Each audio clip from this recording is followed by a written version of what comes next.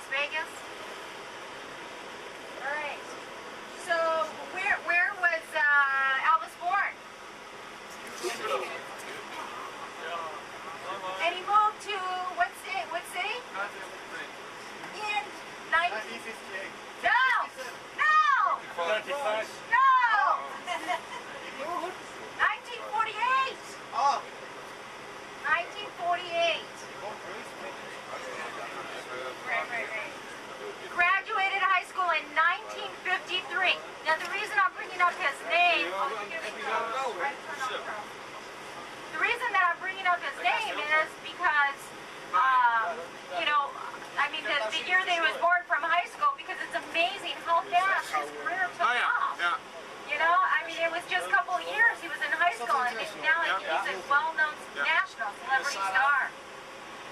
Over here to your left, this was at one point our water park. Now was taken down, and the new towers, Turnberry Towers, are being built in its place. All of a sudden, the last couple of years, condos have really taken off. We never had condos, and now you can see to the left here, there's a condo. You see that little silver thing up on top of the building? I don't know what it is.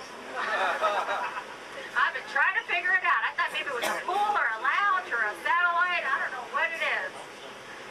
Over here to your right is the Sahara Hotel. When we have an opportunity at one point, I want you to be able to look at the strip, and you can see all the tall buildings, all the old hotels. These are dinosaurs. You're looking at history here, because the next time you come to Las Vegas, it will be gone. Yeah, it will be gone. You know, an old piece of property is anything built, anything that's older than 50 years.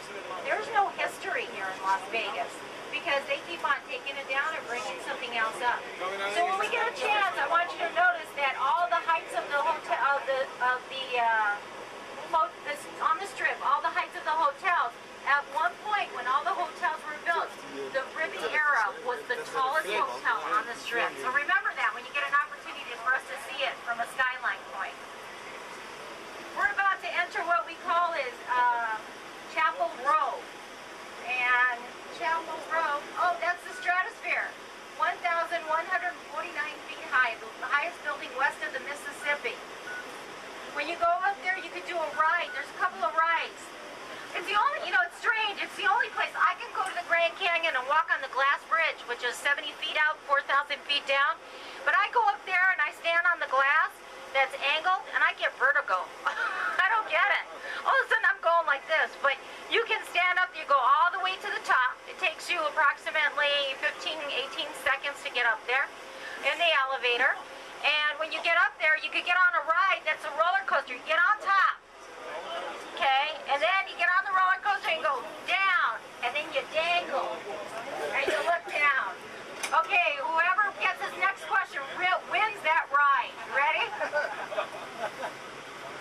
Okay, this is Chapel Road, so you're going to see all the chapels that we're so famous for, that we come in and get married in 2 seconds. How easy is it to get married? Well, all you have to do is go downtown, go to the city, to the county building, get your marriage certificate. Costs about $55, $65. All you have to do is wait in line, take a limo if you want, over there, pick it up, and you're done, and boom, 15 minutes later, you're married. Is that easy? Now, divorce, that's another story, okay? Back in the 50s, you only had to live in Las Vegas for 6 weeks, and you could get a divorce. You just have to put residency, go 6 weeks, go horseback riding, do whatever you wanted to do. 6 weeks later, you had a divorce. In those days also, all this that you see here, Las Vegas was known for Western town, for country. When you came out here to Las Vegas, you were horseback riding. You weren't gambling. You did a little bit of gambling, and you did that. You were here for the show, but you were also here to just, you know, be relaxed. It was the old Western town. Go to the left. Oh yeah, we got that too. That's one street over, in case anybody wants to know. On your right hand side, you're going to see several chapels. One of the chapels that you'll see is Viva Las Vegas. Yeah. You guys slow down at Viva Las Vegas so we can see. So in 1939, it's downways. It's before Charleston. So in 1954, Elvis cut his first record with what label? Okay, that's right. So then in 1955, who bought the label?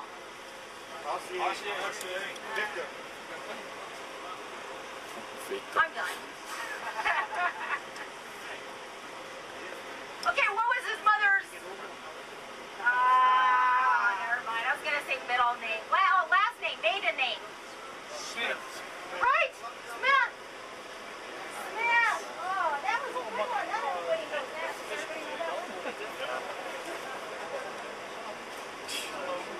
We know all. We zeggen alleen niks. Het is stom vragen. Ik vind dat leuk. Ja, zeker leuk. Je brengt het ook leuk. Meer van die moet ik wel doen. Dat is meteen even beantwoord. Dus het is gewoon, ja, langs de verhouden. Ja, maar ik kwam echt...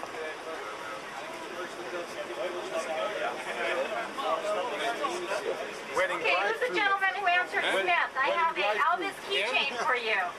Pass it down to him. He's all the way in the back. The man with the blue shirt, right? With the blue shirt? Dat was de red shirt.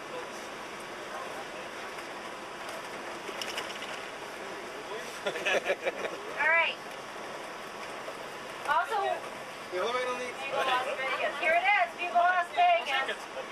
You walk in there, a lot of these hotels in a prestige neighborhood, as you can see. You walk in there, you get, it's not true, we don't have like paste-on wedding gowns, but we do have now a place where you can actually rent your dress, your wedding dress, just like a tux, go for the day, get married, and be done.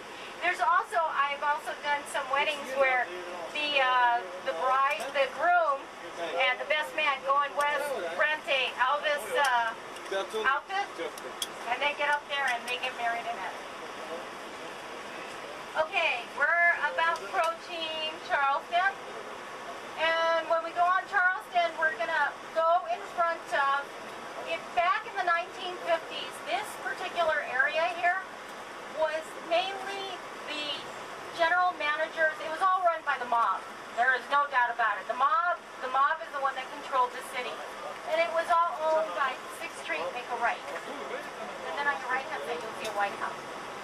And so back in those days, all the mob, they lived in this area because, see, the mob were in Chicago and New York, you know, they were known as gangsters. But when they moved to Las Vegas, they were known as businessmen, 6th Street, no. Right turn on 6th Street. They were known as business, and they go all the way straight and go to the Hilton Hotel. Okay.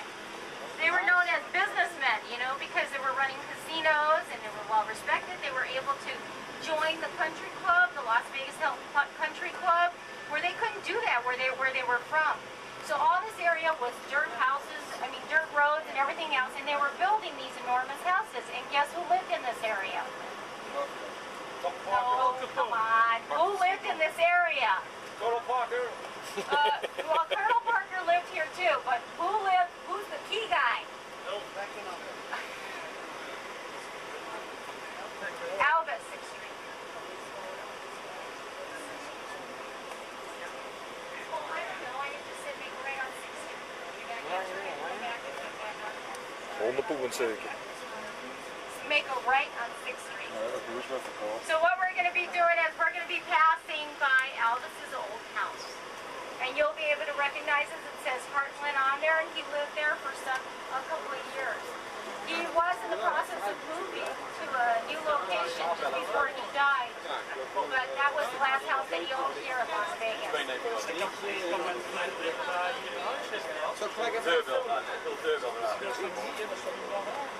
Elvis had echt een building.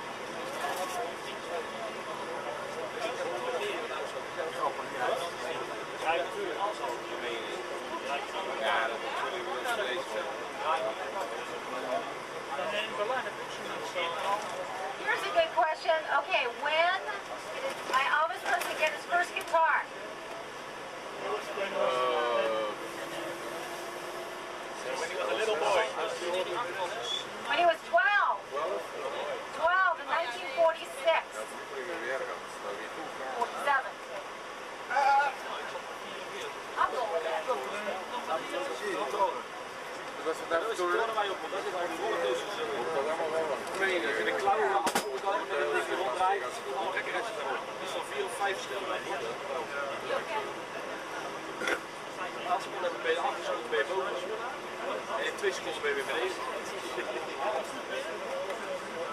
When he started to get so famous, Bob Neal was his manager, which you're all aware of.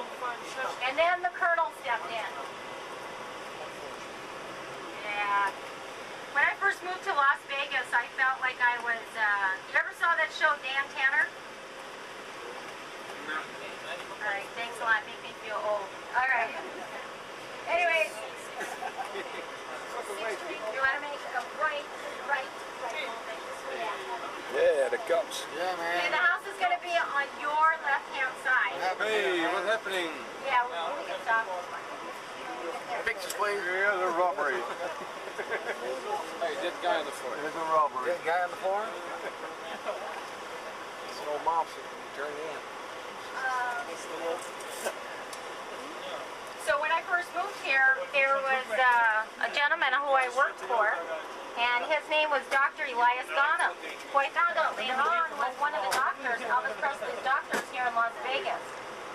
So he owned a series of travel agents and broker tour show, where they sell show tickets and tours and encounters in the casino. Right. So I get a phone call, and it was the Colonel's wife. And she was calling me up because she wanted me to set up an airline ticket for her, and I did airline tickets for her for years. On your left side right here.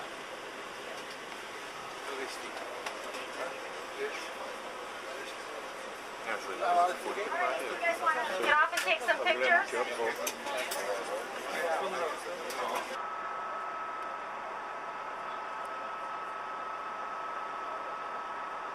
Nou, dit is dus een keer een Elvis geweest.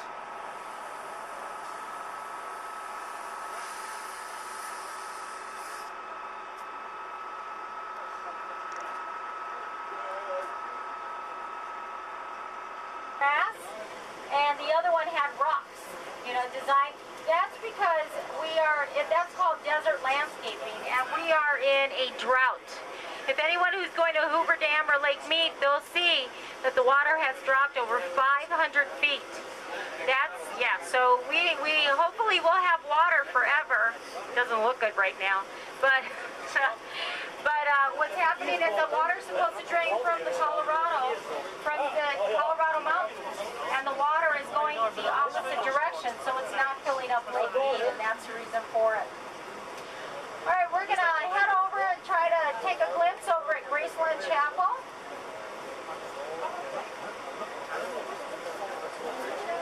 Ben je daar geweest? Okay. Ben je hier aangegeven? Drinken. En dat heel bom maar wel is. Je bent niet bij me bezig. Ja, ik denk als ik hier alleen was geweest, zou ik maar uit hebben.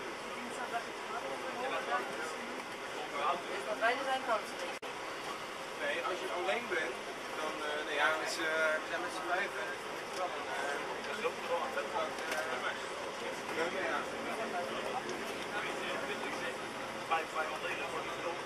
Hè? Nee, natuurlijk niet. Kijk, dat is goed. Ja. Waar gaan jullie dan wel mee? Ja, kijk, even zitten.